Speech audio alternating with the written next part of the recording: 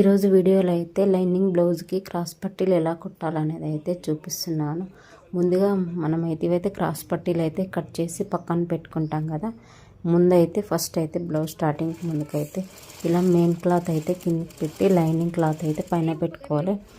మనకు క్రాస్ పట్టీ అనేది మనం ఉక్స్ పట్టీ దగ్గర కాజా పట్టీ దగ్గర కుడతాం కదా.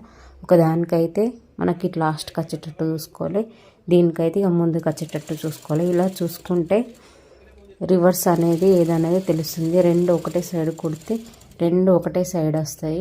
ఇలా కుట్టుకుంటే అయితే ఉక్స్ పట్టికి ఒక సైడు, క్రాస్ పట్టికి ఒక సైడ్ అయితే వస్తుంది. పైనుంచి కుట్టు వేసిన తర్వాత ఇలా రివర్స్ వేసుకొని అయితే ఇంకో కుట్టు అయితే వేసుకోవాలి. ఇలా కుట్టుకుంటే అయితే స్టిఫ్గా ఉంటాయి. మనకు బ్లౌజ్కి అటాచ్ చేసినప్పుడు అయితే చాలా నీట్గా అయితే వస్తాయి.